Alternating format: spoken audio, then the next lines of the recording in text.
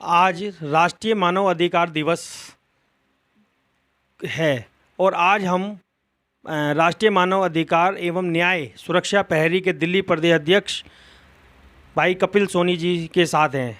आज उन्हीं से बात करेंगे मानव अधिकार दिवस जो है किस रूप में बनाना चाहिए लोगों को और क्या उनकी विचारधारा है कि वो मानव अधिकार दिवस लोगों तक कैसे पहुँचे और लोग बाग उससे कैसे जुड़े। आशुतोष जी, सबसे पहले तो मैं आपके चैनल का धन्यवाद देता हूं कि आपने अपना बहुमूल्य समय दिया और ये आज राष्ट्रीय मानवाधिकार दिवस है और हमारी मानवाधिकार न्याय सुरक्षा प्रहरी जो है कई सालों से जो है समाज के लिए मानवाधिकारों के लिए कार्य कर रही है और आगे भी करती रहेगी। तो ये जो मानव की अधिकार दिवस जो बनाया जा रहा है इसकी प्रेरणा आपको कैसे मिली कि ये लोगों के मैं भी जुड़ जाऊँ। एक्चुअली क्या था, मैं कई सामाजिक संस्थाओं से पहले से ऑलरेडी जुड़ा हुआ हूँ, तो मैं देखता था कि कई जगह जो है मानव अधिकारों का हनन होता था, महिलाओं के साथ जो है प्रताड़ना की जाती थी और बच्चों के साथ शोषण किया जाता था, या और भी कई डिपार्टमेंट्स हैं जहाँ पे जो है मानव अधिकारों का हनन किया जाता है। तो फिर इसलिए मैंने सोचा कि मैं मानव अधिकार के साथ जुड़ूँ और अपने समाज के लिए कुछ करने की जो है मैं ललक थी मेरे अंदर। तो अभी तक कितने लोगों को आप न्याय दिला चुके हैं। आशु जी, लगभग अगर मैं झूठ नहीं बोलता तो कम से कम 100 लोगों की जो है मैं सहायता कर चुका हूँ और जिसमें मैं अलग अलग डिपार्टमेंट से रिलेटेड मैं लोगों की सहायता कर चुका हूँ। तो किस किस तरह की वो आती हैं आपके सामने समस्याएं। समस्या यही आती है कि जो भी डिपार्टमेंट से रिलेटेड है, जैसे पुलिस से रिलेटेड है या हॉस्पिटल से रिलेटेड है या महिला आयोग से रिलेटेड है, हालांकि हमारे पास कंप्लेंट्स आती हैं लोगों की, हम उसका निवारण करते हैं उस संबंधित डिपार्टमेंट को भेजकर। तो वहाँ से हमारे पास उनके रिप्लाई आते हैं, उन्होंने क्या उसके ऊपर जो है संज्ञान लिया है उसके विषय में वो हमें लिखित रूप में भेजते हैं।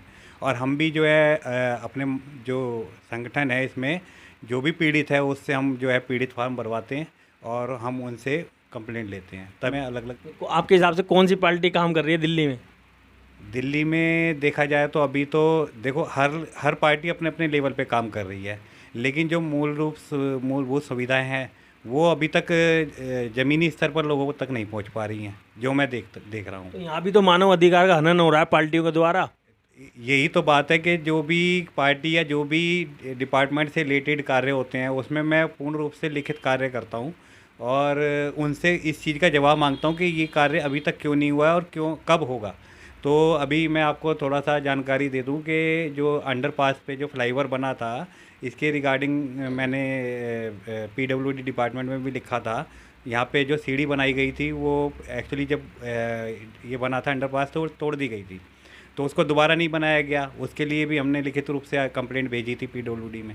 तो पीडब्ल्यूडी इंजीनियर बोले कि हमने जो है 1,13,02,000 रुपये का जो एस्टीमेट हमने आगे भेज दिया है डिपार्टमेंट में, लेकिन अभी तक उसके ऊपर कोई कार्रवाई नहीं हुई, ना तो अभी तक उसमें कुछ काम हुआ है।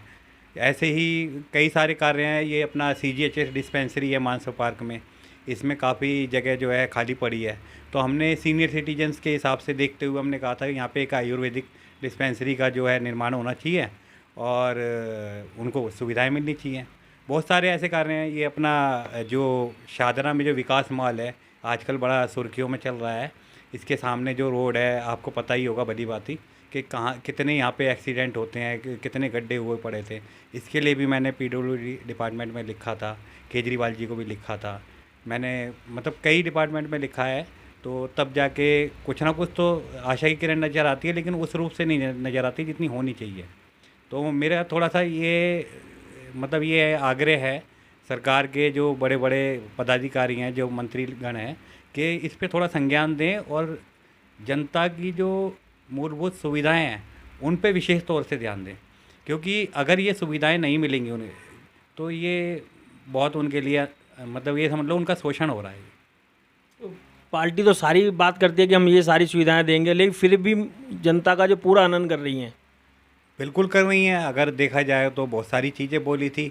अब मैं अगर भाई बोलना चाहूँ केजरीवाल जी के लिए, तो केजरीवाल जी ने जब आए थे मुख्यमंत्री बन के, तो उन्होंने कहा था मैं शिक्षा दूंगा, स्वास्थ्य दूंगा, मैं बिजली पानी दूंगा, सब दूंगा।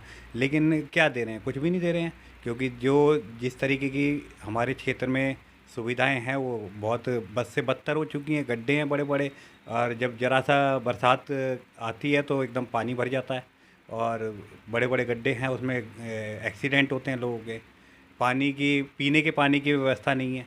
हमने कई महीनों से बहुत मतलब परेशानी झेली है कि गंदा पानी आता है, अगर आता भी है तो टाइम टू टाइम आता है और गंदा पानी आता है। तो ये बहुत बड़ी समस्या है। बिजली का हम देख रहे हैं कि बिजली के बड़े बड़े मोटे मोटे बिल आ रहे हैं, कई कई हज़ार रुपए के लोगों के बिल आ रहे हैं। तो ये तो एक तरीके से देखा जाए ना, तो कि लोगों को जो है बेवकूफ़ बनाया गया है सरकार के द्वारा। तो आखिरी सवाल कि मानव अधिकार द्वारा जनता को क्या संदेश देना चाहते हैं?